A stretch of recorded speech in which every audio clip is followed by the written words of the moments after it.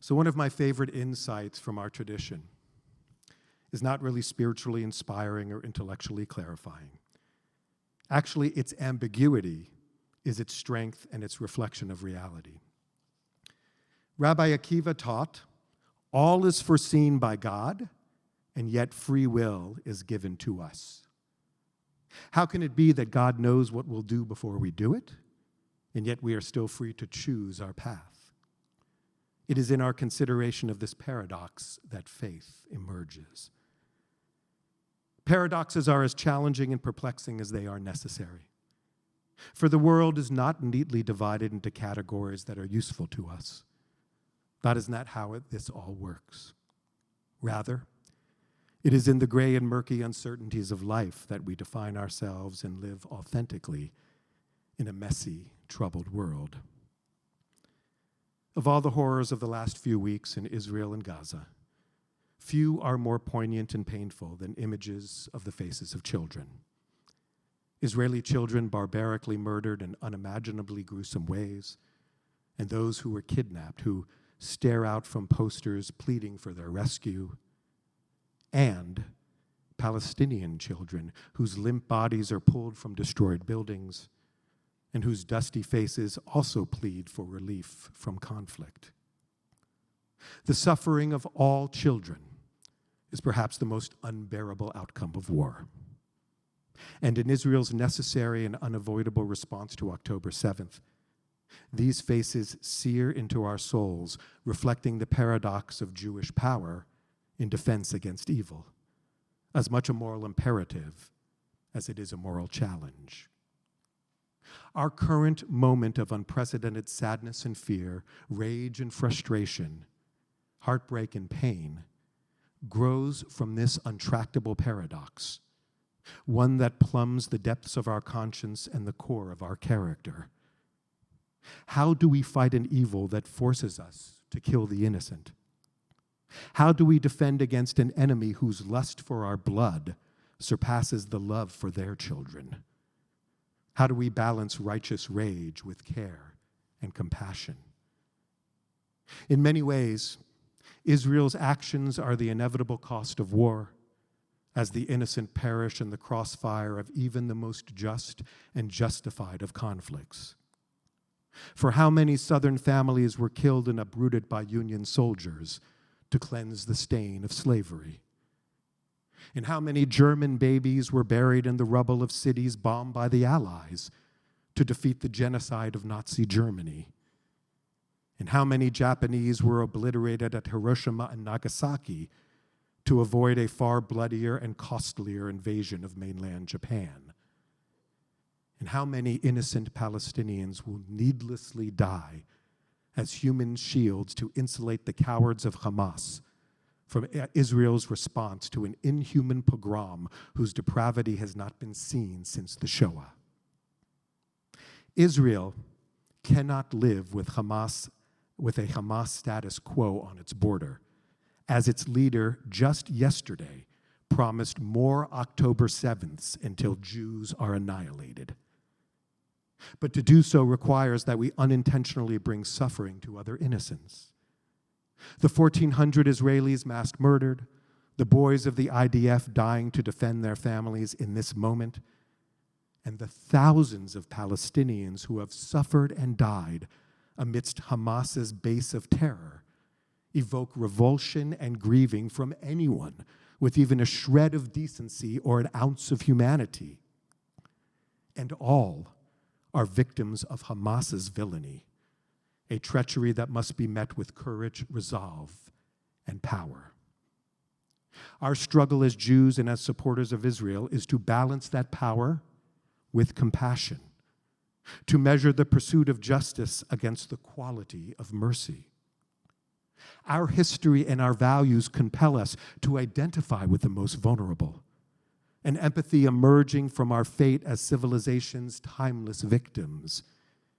In this untenable situation, the application of international laws of war and provision of humanitarian aid is a necessary expression of these values.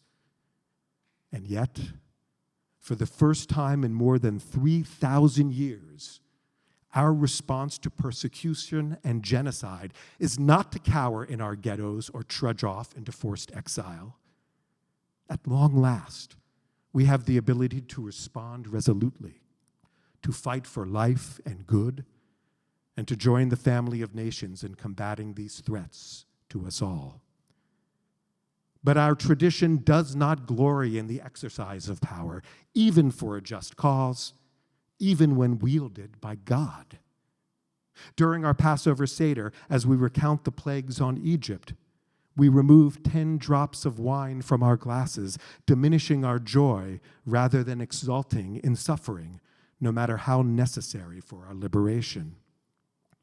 And the Midrash cautions us that as the Egyptian armies drowned in the Red Sea, God quieted the celebration of the angels, admonishing them that, quote, "These too are the works of my hands, and yet you sing songs." And so, as Jews, we must confront the moral implications of this newly acquired power, a call to conscience that is deeply woven into our spiritual DNA. And as Israel enters this next phase in its pursuit of an enemy who cynically and heartlessly hides amongst the innocent, we face a paradox without a clear solution, a dilemma that is ripe for criticism, but void of simple answers. In this week's Torah portion, Vayera, with a serendipity and timing that never ceases to amaze, we encounter Abraham at Sodom and Gomorrah. God shares with Abraham a plan to annihilate Sodom, a city whose inhabitants are said to be uniformly evil and deserving of punishment. Abraham, knowing that his nephew Lot, a good man, lives in the city, challenges God with a temerity that becomes a basis for quintessential Jewish chutzpah. He challenges God, quote, "Will you destroy the righteous with the wicked? Shall not the judge of all the earth do justice?" God is swayed and enters into a negotiation over how many good people would be required to forestall the apocalypse. Ultimately, only Lot and his family are allowed safe passage before the city is turned to ash. The lesson is clear and compelling. Concern for the loss of innocent life, collateral to a justified response to evil, demands careful consideration and a negotiated balance of principles. But responses, even to unmitigated evil, must be measured against the cost to those undeserving of the fate of the culpable. The judgment upon Sodom and Gomorrah remained consistent and complete. We must eradicate dehumanizing barbarism in our world, or it will consume us.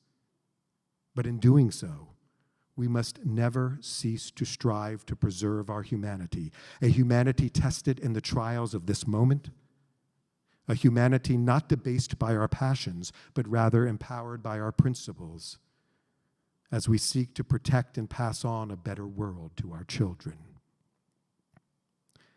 In 1938, two great hearts and minds of history, Mahatma Gandhi and the philosopher Martin Buber, engaged in a dialogue. Gandhi suggested that the Jews of Germany employ satyagraha, soul force, as an appropriate form of nonviolent resistance to Nazi persecution of Jews. Buber forcefully rejected this suggestion and contended that Gandhi simply did not grasp the enormity of the evil the Nazis embodied. While Buber maintained that Jews did not want to use force, he also wrote, quote, "We believe that sometimes a man must use force to save himself or even his children." Buber taught that Judaism does not renounce force to combat wrong. He argued that force must still remain available as a live moral option to combat evil in a world where aggression against the innocent exists. Indeed, its use may be the only just course a community or nation can adopt when confronted by radical evil. In chilling but memorable words, Buber concluded, quote, "I cannot help withstanding evil when I see that it is about to destroy the good. I am forced to withstand the evil in the world just as the evil within myself. I can only strive not to have to do so by force. But if there is no other way of preventing the evil destroying the good, I trust I shall use force and give myself into God's hands. As we all struggle with the vicious visions of those who seek our destruction, as much as with the call of our conscience, perhaps the most we can hope for is to do what is right as we see the right, and to leave judgment to God in history. May the battle ahead, as much within us as around us, bring an ultimate healing and hope to a worried, waiting, and wanting world. Ken Yehi Ratzon, may that be God's will, and let us say,